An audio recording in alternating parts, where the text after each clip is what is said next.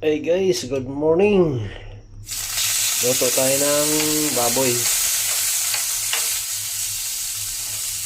Hey guys, ganitong ihawa namin dito guys. Kasi bawal ang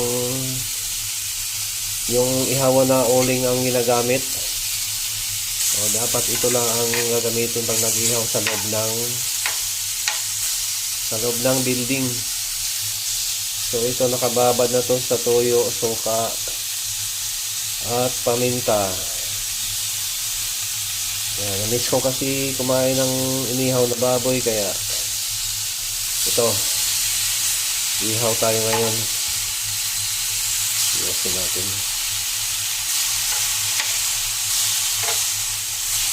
Uy. Ayan.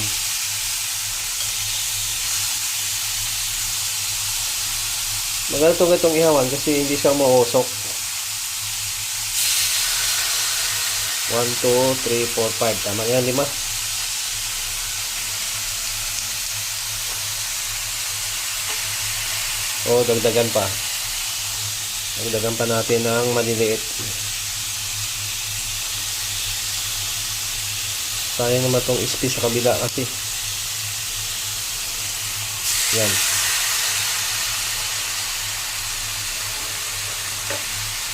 Ito yan.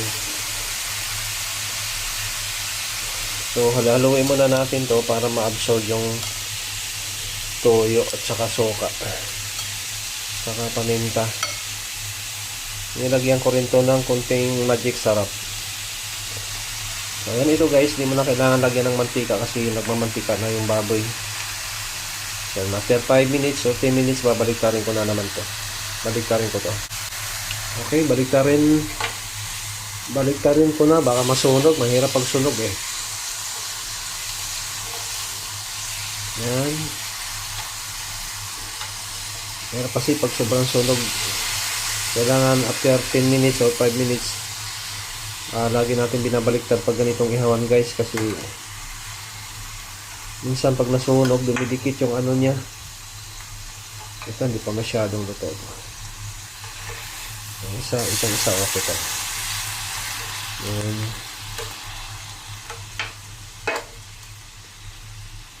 Nagbabawal kasi sa plat yung sa building yung ihawan na may uling ba. Hindi nagamitan ng uling, kailangan sa labas lang. Outdoor lang yun, hindi pwede sa indoor. So ayan na, after 10 minutes, baliktad ulit. Okay, pangalawang baliktad. Yan, medyo na siya, medyo brown. Pag nag-brown na, pwede na natin itong tanggalin. Yan.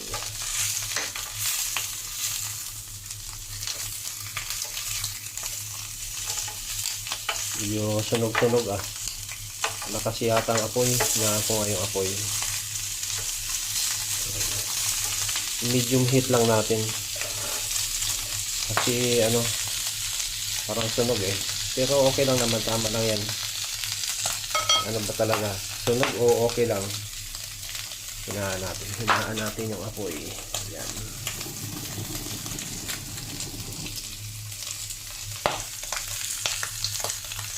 Okay.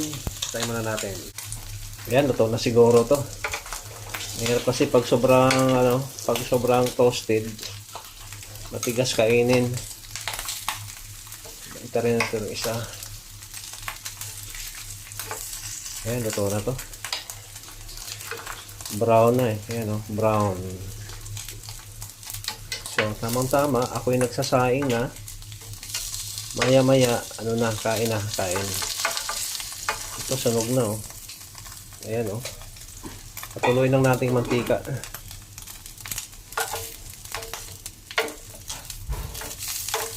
Tama. Tapos 12 na. Ito, luto na to. Hindi na siya masyadong brown. Okay, salang ulit tayo ng panibago. Ayan. Kunti lang naman to eh. Lang naman to. Wala pa 1 kilo tong binili. Pang ihaw lang talaga. Kasi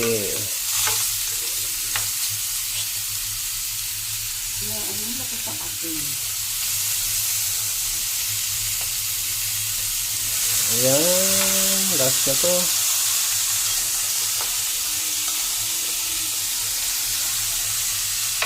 Yung gilid, dito natin lagay sa maliit. Gilid pala. Yung maliit lagay sa gilid. Mali pala ako na sinasabi.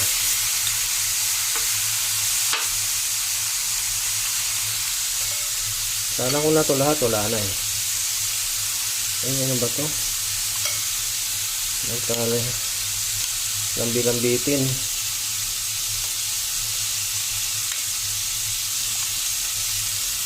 Doon. Ito natin ilagay sa gilid. Ayan. Itong maliliit sa gilid na to. Patuloyin lang natin kasi ano yung ano eh, sabaw. Nakahalo ba? Okay, maya-maya anuhin ko na to. Baliktarin na naman to. Ayan. Okay, baliktarin na natin ang pangalawang salang. Ayan.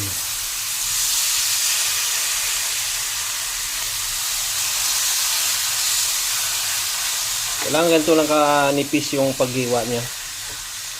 Kasi sinabi ko doon sa butcher, naghihiwa, nipisan lang yung pangihaw talaga. Alam naman nila kasi mga Pilipino na may mga naghihiwa doon. Pag sinabing pangihaw, nipisan nila yan. Kasi mahirap pag makapal, hirap maluto pag ganitong ihawan. Hindi katulad sa uling ang gagamitin mo, yung ihawang uling ang ginagamit. Maganda rin yung kasi yung mantika tumutulo. Ito kasi yung mantika nakasahod lang dito sa ano, pinaka ano niya, hindi siya tumutulo talaga. Kaya mas maganda pa rin yung ihawan na di uling. Okay. Okay guys, brown na brown na. Ayan, brown na brown na. Pwede na siyang baliktarin ulit.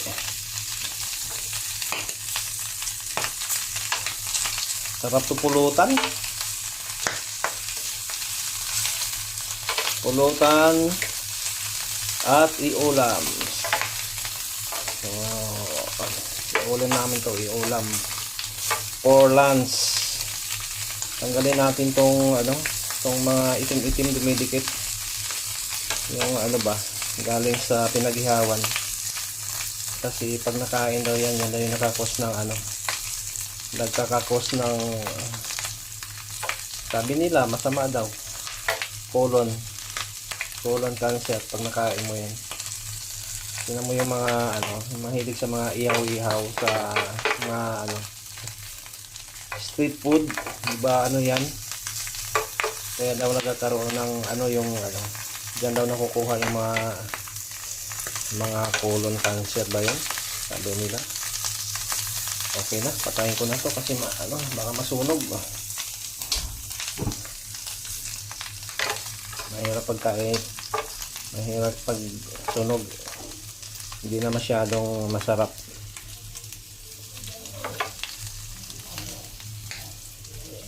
Mga kapitbahay namin dyan, mga ibang lahi, mga Muslim.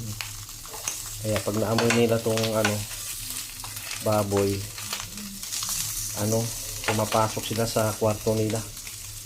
Eh, paano naman kasi pasaway, tumatambay dyan sa hallway, hindi naman yan tambayan.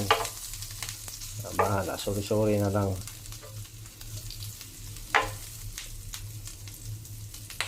Hindi naman yan tambayan yung hallway, ba't yan sila tumatambay? Alam naman nilang Pilipino ang kanilang kapitbahay. Okay guys, hiwa-hiwain na natin to ng maliliit. Ayan, mayroon pa kaming isda dito, hindi namin naubos kagabi.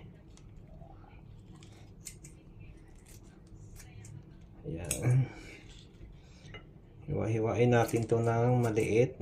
Gunting lang ang ginamit ko kasi maninipis naman, di na kailangan ng ano, di na kailangan ng sangkalan ba. So gunting na lang. Kasi sa gunting mas mabilis kaysa sangkalan. maingay. Okay. Uy, nalaglag.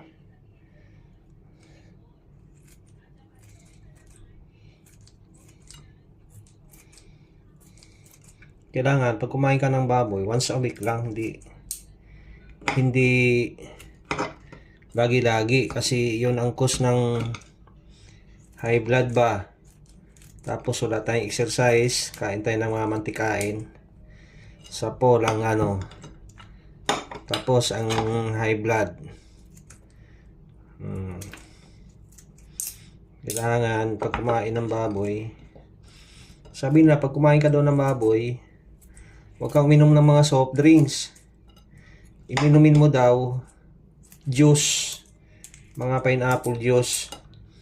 Kasi pag soft drinks daw, yung kinain mo, bumabara daw yan sa mga kasukasuan. Aywan ko ba, daming pamanhiin. Sabi nila, sila na sabi, hindi ako. Okay, may isa pa. Okay, last. Malambot eh. Kung tingin kasi ano naman, yung maninipis. Okay. Okay na. Tapos may ulam pa ditong isda. Ito yung inihaw. Ayan yung isda. Ito yung bahaw. Agoy, ang sarap to sa bahaw.